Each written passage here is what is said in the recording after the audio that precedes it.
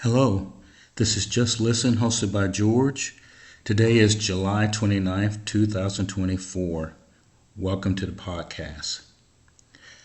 I want to talk again about U.S. government policy on elections. And I've done about 5 or 6 of these. I'll probably do some more. The reason that it's important is that when we think about rules for the election, and what the media outlets and the news say, I'm trying to keep you informed that pretty much the general parties decide who gets to be in the general election. Today I want to talk about the political chess game of presidential elections. So I want to talk about presidential polling. Next, the strategy of the Republican Party, and then the strategy of the Democrats. So let's start with presidential polling. I have mentioned the polling. If you go to the streaming services or you listen to the news agencies, they do the polling. And as I've said in the past, it's a little bit of a mystery to who they're polling and when and in which states. What keeps getting my attention is after we've made the change of candidates on the Democratic side, now all of a sudden the polling is showing that it's getting closer. So it got closer within 3 days of them changing candidates. Why am I talking about this? Well, if you listen at the news, streaming services, you see that they are at times doing polling that doesn't make sense. How can a candidate make a change and the numbers jump immediately? That doesn't seem like that's right. Now, to bring that point home, think about it. Everyone keeps saying that most people have made up their mind, and they made up their minds a long time ago. With presidential polling, you're also setting a narrative that someone is winning and someone is losing. And what you could do is, and they've talked about this years ago when they were talking about polling more accurately, you could convince people not to go because they think that their candidate is going to lose. I would say that presidential polling is dangerous for either side. And the news agencies are using it. I don't even know why they're even using it to say that the person that they like is winning. That would be the wrong reason to do it. Next is the strategy of the Republican Party. So I want you to think back to the 2016 election. Now, as I go through this whole process and I talk about the Democrats later, you'll see why I mention it. So in 2016, President Trump, he was candidate Trump, he was running. Remember that the establishment, Republicans, could not stand this guy, and they went out of their way to put obstacles in his way. It was the first time that I've ever seen, and I've been paying attention to politics for 30 years, that the people got to decide who got the nomination. If you will remember, even at the convention, the establishment Republicans, a lot of them, didn't even show up, and then the guy won. The Republican Party apparatus, I think, is fair. Why? Because they could have put more obstacles in his way, and they tried it first, but they didn't take it to a degree to derail this guy's aspirations to be president. And now, with this election, we went through the process, meaning the primaries, and President Trump won the primaries. And then, right before the convention, he picked his running mate. Now let's look at the Democrats.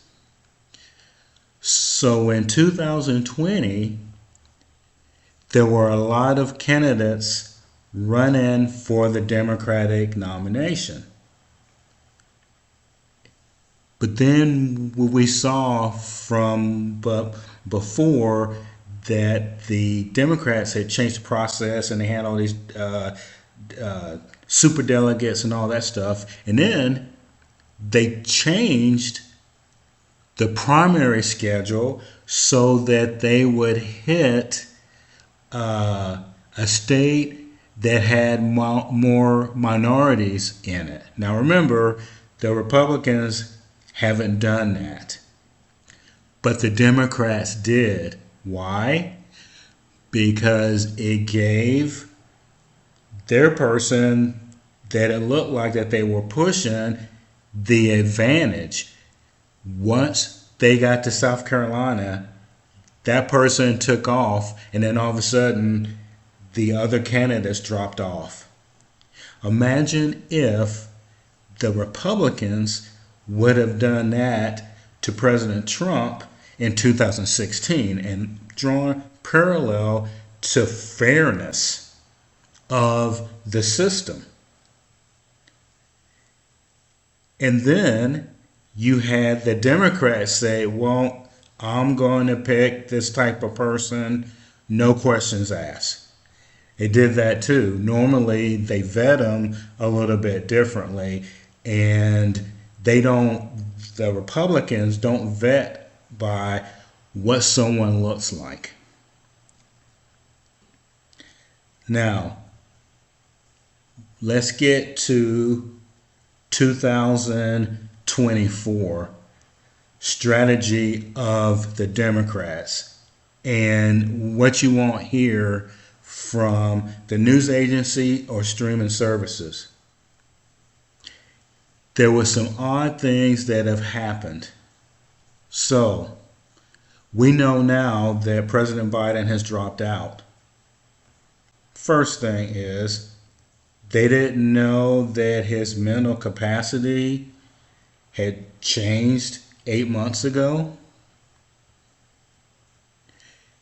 He also had it pretty easy in the primaries because they would not let any opponents come against him. Now let's just fast forward some up to where we're at now when the change of the candidate was made. I told you 2 podcasts before that it was odd to me that they sent President Biden to debate when they knew that he wasn't going to do that well. They would have had to have known it. He couldn't have just been having a bad night. When he was at Camp David, there's absolutely no way that they wouldn't have known. Also, why make the debate so early? No one's questioned that. So that's why I'm doing the podcast, because those are questions that no one is reporting on. Now, since they've made the candidate change, told you the 3 options for somebody being the presumptive nominee, someone being the nominee, and then the president-elect. It's a little odd, and I'll use the word odd again, that the Democratic Party doesn't want to go to the convention to pick their nominee. They also, you may not remember because it was in the news briefly. They wanted to do a virtual delegate count and already declare that the person was their nominee. And they're cool and calm, meaning the Democratic Party, and they're just seeing what gets reported, what people are doing, etc. And it looks like that Vice President Harris will get the nomination, according to the news outlets. And then she has to pick a running mate. But I would tell you that the process that they're doing doesn't seem right. And the Republicans, like I said earlier, in 2016, they didn't necessarily like the candidate, but they let their process work. They didn't go and change the process. Also want to mention something else to you too. The Republican establishment, others, have been saying that President Biden should just resign. If he does that, that would make Harris, Vice President Harris, President Harris. The Democratic Party, will never do that. Why? If Harris becomes president, even though it's the end of the term, that's a term. So she could only serve one more term. Now, presidential scholars and the courts would have to decide if that's true or not. And you know how things are right now in the country. Somebody would challenge it, and the Democratic Party would say, oh no, she can just keep going. So, with that being said, what's going to happen in the future? And as far as the policy on elections, is it good that we're letting the parties, and I mean the Democrats, Republicans, the Independents, run their own process? Does Congress need to have guidelines? Or are we okay with how things are going now? I would say the Republican Party process is fair. If it was like how the Democrats run it, someone like President Trump would have never have even gotten the nomination. This is Just Listen, hosted by George. Let me know what you think.